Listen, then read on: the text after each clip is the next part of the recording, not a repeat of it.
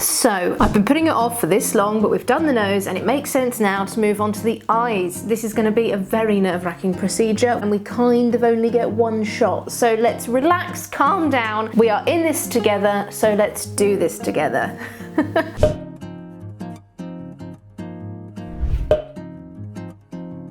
I'm going to be using felt balls today for my eyes. You can use ping pong balls, plastic balls, wooden balls cut in half. You could just stick them on the front. That's totally up to you. I don't really like to do that. I'm not personally a fan of the plastic eye look because there's so much material going on here. I'd much rather use a material thing. So I'm going to use an entire material felt ball. And I'm going to, much like the nose, make an incision into the skull and we're going to place our eyes in today. Now, I have made in advance an eye here. So this is what I'm going with. I was working a lot off the concept art that we had at the beginning of this tutorial session. I wanted her eyes to look really kind, much like a T-Rex I made not too long ago, so I sort of added this underpass here. I really like them. I think they're quite cute. And I thought because she's all naturey and gardeny that I'd give her some green eyes. I'm going to show you how I've done this. Once we've made another one, we're going to insert it in her face. Now this is a 4mm felt ball. I got it off Amazon. You don't have to get it that big. I like them this large because I like the detail and the sort of goggliness that it gives my puppets. I've got a bit of scrap fleece here, which is the same fabric that I've used for her skin, which I'm going to make the eyelids with. And I'm also going to need some felt for the actual eye part. So I'm just going to get some black, white and green. So I've got the pupil, the shine and the colour that I want behind it. Of course, there is totally room for artistic interpretation and expression here. You can make your eyes however you want, much like everything else. It's totally up to you. This is just how I do mine. With that said,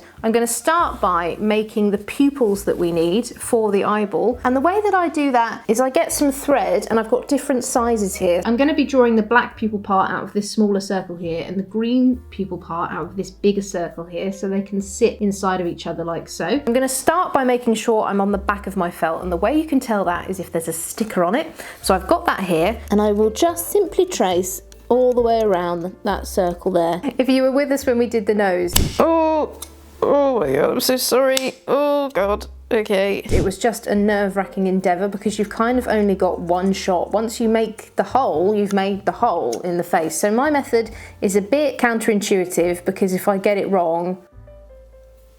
So I've got the green here and I'm now going to cut out some black in a smaller circle as well. It's kind of hard to see if you draw out on a black piece of felt, but I use a biro pen because it kind of shines like a subtle blue around the edges so I can kind of decipher the rough shape that I need to go. So I'm just going to scruffily go around the edge here so there's a bit of a thickness to my line and I can see what I need to draw out. It's really hard to see. I hope you can. If you can't, you might be able to in person. So I'm going to use that as my guideline and I'm going to cut out that smaller circle. Okay, so I've cut out my smaller circle and I'm just going to put it on top of my green circle. And there we go, that's much better. And I'm just gonna now cut off a tiny corner of my white felt. I'm kind of eyeballing this one. It just has to be kind of small. It doesn't have to be very perfect. So I've just got a little shine here and I'm just gonna put that on into the corner. You can see what the eye's gonna look like there. Is that good?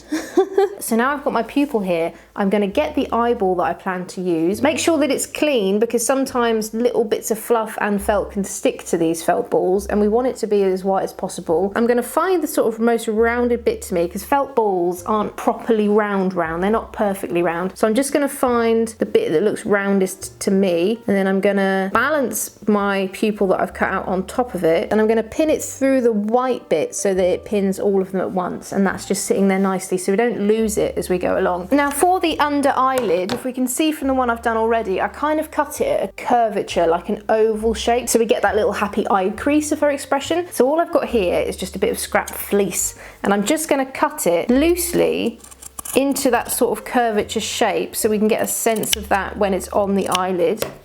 Kind of like that. Now I've got my other eye and I can work off that. I'm just going to kind of try as much as I can and mirror where it goes for the other eye so that they're as similar as possible. So I've got my archway here and I'm just going to hold it like that. And then I'm going to get another long strip. Doesn't have to be curved this time, can just be straight for the top of the eyelid. It actually does help if it's straight. The straighter the better for this one. So I've got that straight line here and now what I'm going to do is on the top, mirroring my pattern that I've already done, sort of line it up and bring it together and then I'm going to lift up that pins from the other one and I'm just going to pin it back into place with both bits of fabric this time. Okay, so that's what we've got so far, just pinning it in. You can rework it and work it and work it as much as you like. See how similar they are? I kind of like to shut one eye and have a little gaze. And then what I'm going to do is I'm going to add that black piece as well on top, the eyelid sort of thing. So I'm going to cut a long black strip out of felt as straight as I can, and not too thick either. There's kind of like a fine line of how thick it can be, and if you get it too thick it looks bad, but if you get it too thin it kind of falls apart. I've kind of done something like that, and I'm going to be really careful with it because it can just pull apart at the slightest touch because it is so thin. And I'm just going to start by spreading it onto the eyelid and curving it round with that eyelid. So already we can have a look here at both of the ones that we've done, and I'm thinking that this eyelid here at the bottom needs to come up just a tad, but other than that we can begin to attach it together. I know it's a bit counterintuitive because we have just pinned it down, but I'm going to lift up the top eyelid and I can start gluing that in. So I've just got some fabric glue that we've been using all the time, but I've got a fixed nozzle now, which is going to make it a lot easier to apply. It's really important, again, much like the nose, you can see how in little areas of the nose I accidentally got fabric glue on it, and you can see how pronounced that is. It's really annoying me. I might have to remake the nose entirely. It's that level of annoying. So I'm just going to be really careful not to get it on the front of the felt. So all I'm doing is I'm getting my glue and I'm just gonna line the back, spread it around, being really careful not to bring any of that glue to the front of my shape, and being aware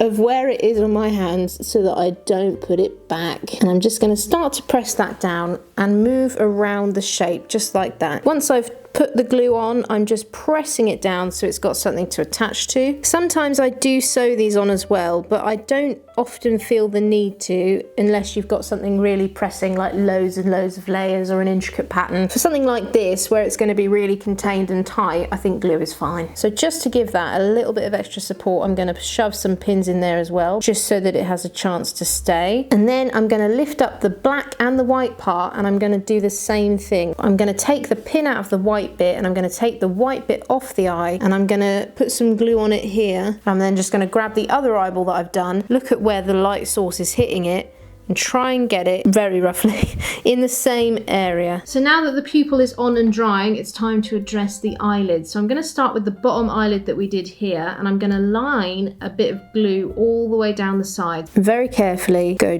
down the outline of the shape. So that's what that looks like right now. And then I'm going to do the same for the other eyelid, just like that. And now I'm going to start to pin that bit in place as well. And whilst I hold that, I'm now going to just do a little line of glue on the top of it for that black strip. And I'm just going to do a really light line of glue here. At the end of my eye here, I've kind of given it a little flick, like a little flick of eyeliner. So I'm just going to grab my scissors here, and I'm just going to do the same thing here. So I'm just going to give it a little cut so we end on a nice sort of triangle shape. We're going to let her sit and dry now, and whilst we let her dry, she's now ready to be deepened and inserted into the face. I always start to get really nervous around this time. My methods dictate that I just have to stab them in the face, which feels really wrong naturally. So now that this is dried to the best of my extent, I'm just going to work on taking these pins out really gently, because we don't want to pull apart the glue that they were helping to keep in place. And you can see her all nice and dry. She's ready to be inserted. Now, something else I've also done, if we look at Betsy's concept art here, because she's a bit of an older lady, we've got sort of bags under her eyes. So all I've done is got some more scrap fabric and cut it in sort of a curvature. I've folded and I've glued the ends on the back so that it doesn't fray and you don't see the seam line of the fabric. But what I'm going to do is kind of, once I shove this in here,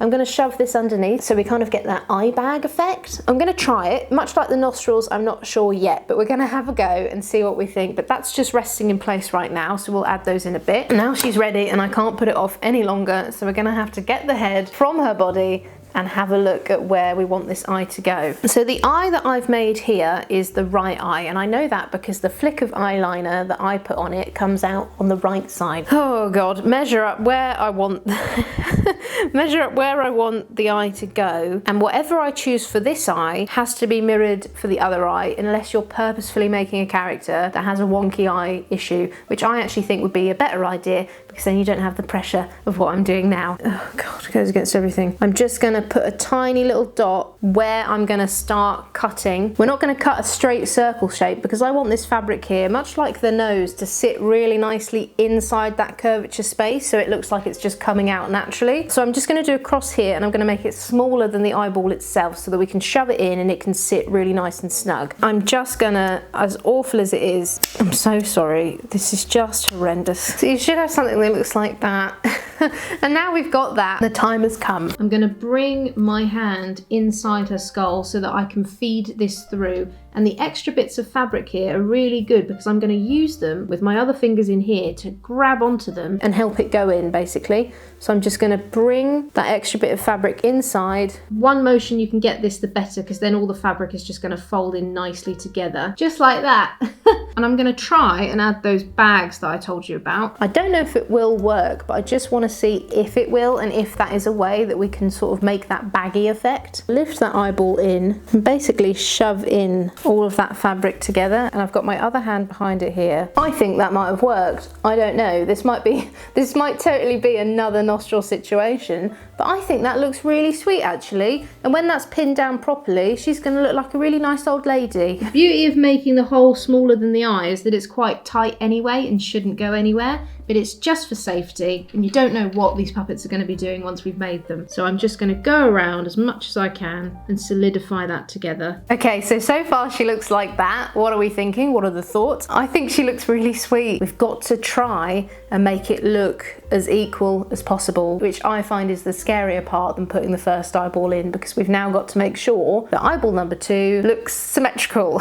So this is drying, it's not completely dry yet, but they're basically ready to go. So I'm just gonna leave that to finish off doing what it's doing whilst I make the second incision. If you don't make it symmetrical as possible, as I am pretty confident I will not do, it's okay. And the more accessories and hair and everything that she'll have, you won't notice it in the end, because we can kind of make the outfits trick people into thinking that it is fine. Get my eye, much like the other time, and I'm gonna get my Sharpie. I'm going to line it up like that, and I've drawn a little dot where I think I want it to go. And now I'm going to cut that cross shape that we did. I'm going to try and go up as high as I've gone on the other one. Okay, so we've got our second hole, and if it works, it works. If it doesn't, it doesn't. At this point, my method is so ridiculous that I will have shot myself in the foot if I've got this wrong. We'll carry it off and convey it in a way where we are successful. So I'm going to do exactly what I did before. I'm going to put my hand into her head so I've got something as support. I'm going to bring my fingers out of the hole here, ready to take in that extra fabric that I've put on the eye. And now it's in. I'm just gonna try and line it up as best I can with what I've done on the other eye. And now I've put it in a rough area, I'm gonna do the same thing and lift up that eye so I can shove in the eye bag that I've made. I think she looks like a really nice old lady actually. I just think she looks really kind and elderly. I actually do really like the eye bags. It's something I haven't done before, but I just love the little extra bit of texture that it gives her. I think we're on for a winner. You'll have to let me know what you think. Thank you so much for joining me today. I feel much less nervous now, and I hope I gave you some eye clarity.